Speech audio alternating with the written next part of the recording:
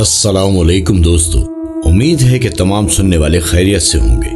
نئے ایپیسوڈ میں خوش آمدید۔ ناظرین، آج جو ہماری کہانی ہے وہ ہمارے ایک لسنر علی بھائی نے ہم سے شیئر کی ہے، تو چلیں ہم ان کی ہی زبانی آپ کو یہ سناتے ہیں۔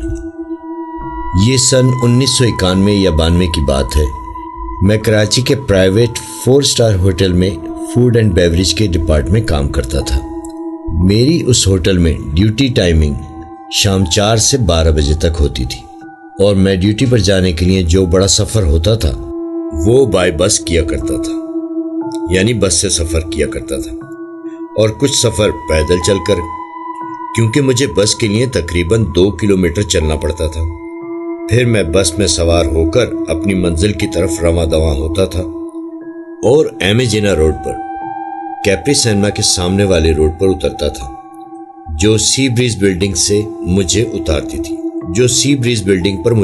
تھی، اور مجھے اتارتے ہوئے بس ٹاور کی طرف بڑھ جاتی تھی، اور پھر میں وہاں سے باقی کا سفر پھر پیدل طے کیا کرتا تھا، کیونکہ وہاں سے میرے ہوٹل کی طرف کوئی بس نہیں جاتی تھی، تو اس لیے مجھے وہاں سے بھی تقریباً 2 سے 3 کلومیٹر پیدل ہی جانا ہوتا تھا۔ اور سردی ہو یا گرمی، یہ دونوں طرف کی سفر مجھے، یعنی گھر سے نکلتے ہوئے یا ہوٹل سے نکلتے ہوئے، مجھے پیدل ہی کرنا پڑتا تھا۔ جو واقعہ میں آپ کی گوش گزار کرنا چاہتا ہوں، اس سے اس دونوں طرف کے راستے کا ذکر کرنا بہت ضروری تھا۔ تو ناظرین، یہ میری روز کی روٹین تھی۔ ایک دن میں روز کے معمول کے مطابق اپنے گھر سے اسی طرح پیدل بس اسٹاپ پر آیا۔ یاد رہے کہ یہ پیدل کا سفر 2 کلومیٹر دور تھا، اور اسی طرح رات میں جب ڈیوٹی آف کر کے آیا تو مجھے کیپری سینما تک پہنچنے میں تھوڑا وقت لگ گیا، تو مجھے بس ملنے میں بھی ٹائم لگ گیا۔ خیر، آدھا پون گھنٹہ بس لیٹ ملی۔ اس وقت رات کا تقریباً 1 بج گیا تھا، اور یہ دسمبر کی سخت سردی والی رات تھی، اور شاید اسی وجہ سے ہی مجھے بس بھی دیر سے ملی، کیونکہ بس جب تک نہیں چلتی جب تک پوری طرح بھر نہ جائے، اور اگر پوری طرح نہ بھی ہو تو تقریباً آدھی بس تو ہو، پھر وہ بس چلتی تھی۔ خیر، میں بس میں سوار ہوا، اور بس والے نے بہت آرام سے بس کو چلاتے ہوئے اپنی منزل مقصود پر پہنچایا، جہاں مجھے میری بس اتارتی تھی، اور وہاں سے آگے کا سفر مجھے پیدل طے کرنا ہوتا تھا۔ میں نے ٹائم دیکھا تو اس وقت رات کے تقریباً 2 سوا 2 بج رہے تھے، اور سخت سردی کی وجہ سے بالکل بھی چہل پہل نہ تھی، اور دور دور تک کوئی بندہ نہ بندے کی ذات نظر آ رہی تھی، اور اس رات پورے ایریا کی لائٹ بھی نہ تھی۔ شاید کسی فالٹ کی وجہ سے پورا ایریا لائٹ سے قاصر تھا۔ خیر، میں نے معمول کے مطابق کچھ عربی کی آیت پڑھی اور چلنا شروع کیا۔ ایک تو اتنی رات، اور وہ بھی سردیوں کی سن ہواؤں کی آواز، جھینگروں کی چڑچوں کی آواز کے ساتھ میں آگے بڑھتا چلا جا رہا تھا۔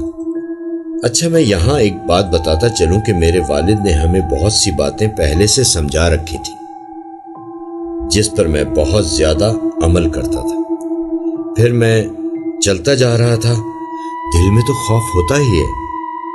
اندھیری اور سرد رات میں اکیلے پیدل چلتے جانا عجیب سا ڈر سا ہوتا تھا۔ میں انہی خیالوں میں تھا کہ اچانک مجھے گھنگروں کی آواز آنے لگی۔ میں تھوڑا سا چونکا، پھر میں نے سوچا شاید میرا وہم ہے، اور میں پھر سے چلنے لگا۔ ابھی میں تھوڑی ہی دور اور چلا تو پھر سے وہی آواز آنے لگی، اور مجھے دل میں خوف سا آنا شروع ہو گیا۔ میں نے آپ کو پہلے بتایا ہے کہ میرے والد صاحب نے ایسے حالات میں عربی کی کچھ آیات پڑھنے کی تلقین کی ہوئی تھی، تو میں وہ پڑھ رہا تھا، اور انہوں نے یہ بھی کہا ہوا تھا کہ کبھی کوئی ایسے پیچھے سے آواز آئے یا کوئی آواز دے تو آپ نے مڑ کے نہیں دیکھنا، اور اللہ کے کلام پڑھتے رہنا ہے۔ اور میں پہلے سے بھی تیز پڑھنے لگا۔ آہستہ آہستہ وہ آواز میرے تھوڑے نزدیک آتی جا رہی تھی تو میں نے اپنے چلنے کی رفتار تھوڑی تیز کر دی۔ میں آپ کو اس وقت کی کیفیت نہیں بتا سکتا۔ بہرحال میں تیز تیز دوڑنے لگا اور اچانک سے میری نظر پیچھے کی طرف پڑی تو میں نے دیکھا کہ وہ تو ایک بکری تھی جو میرے پیچھے دوڑ رہی تھی، لیکن حیرت یہ تھی کہ میں جتنی تیزی سے دوڑتا وہ بھی اتنی تیزی سے ہی دوڑتی، اور اب ایسا ہوا کہ میں نے اپنی رفتار پہلے سے بھی تیز کر دی تو اس نے بھی تیز کر دی، اتنی تیز کہ اس کا منہ میری ٹانگوں میں لگنے لگا اور میرا دم حلق میں اٹکے جا رہا تھا۔ میں نے فل سپیڈ میں بھاگنا شروع کر دیا۔ اچھا، جس گلی میں نے آگے مڑنا تھا اس سے پہلے ایک بہت بڑا اور بہت پرانا برگد کا درخت تھا۔ میں نے جیسے ہی وہ درخت کراس کیا تو وہ آواز آنا بند ہو گئی۔ پھر میں پیچھے کی طرف دیکھتے ہوئے اپنی گلی میں مڑ گیا۔ وہ بکری بھی غائب ہو گئی اور میں اتنی تیزی سے بھاگ رہا تھا کہ مجھے پتہ ہی نہ چلا کہ میں اپنے گھر بھی پہنچ گیا۔ وہ رات میں نے بہت مشکل اور خوف میں گزاری کیونکہ میں اکیلا رہتا تھا۔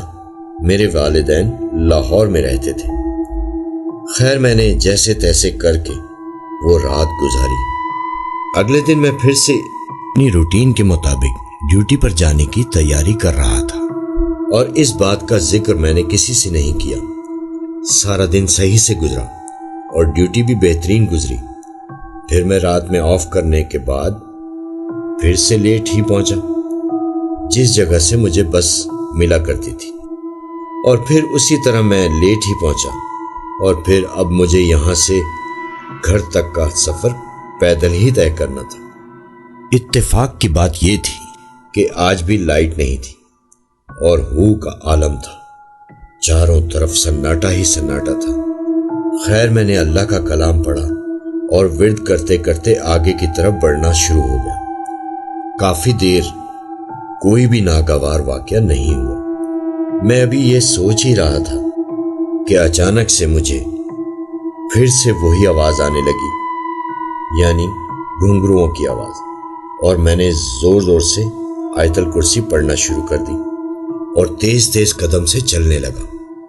اس بار ان گھنگروؤں کی آواز کے ساتھ ساتھ مجھے ایک نسوانی سی آواز بھی آئی، یعنی کسی لڑکی کی سرگوشی کرتی ہوئی آواز، جیسے وہ مجھے ہلکی سی آواز میں کہہ رہی ہو، رکو رکو۔ اب تو میرے جسم کے رونگٹے کھڑے ہو گئے اور میں نے پوری جان لگا کر بھاگنا شروع کر دیا، اتنا تیز کہ شاید میں اپنی پوری زندگی میں اتنا تیز کبھی نہیں بھاگا ہوں گا۔ اب جتنا تیز میں بھاگ رہا تھا، وہ بکری کی گھنگروں کی آواز اور اس لڑکی کی بھاگنے کی آواز بھی اتنی ہی تیز ہو گئی تھی، اور وہ زور زور سے پکار رہی تھی، رکو رکو۔ اب تو میرا دل بالکل حلق میں آ گیا تھا۔ اچانک سے میری نظر پیچھے کی طرف پڑی تو میں کیا دیکھتا ہوں، بہت ہی بھیانک شکل کی چڑیل تھی۔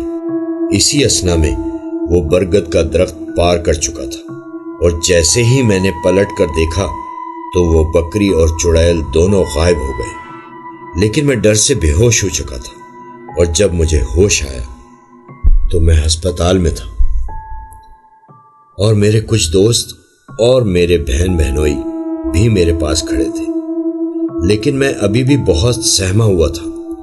خیر، میں اگلے دن اپنے گھر آیا تو کراچی میں جو میرے رشتہ دار تھے وہ سب مجھ سے ملنے آئے۔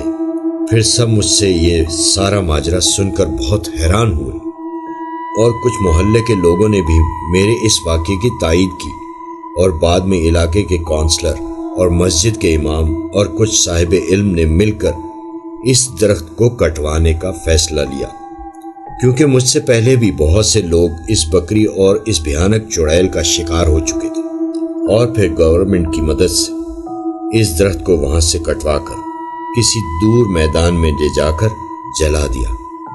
اس کے بعد پھر ایسا کوئی واقعہ رونما نہ ہوا، اور آج اس واقعے کو 34 سال گزر گئے ہیں۔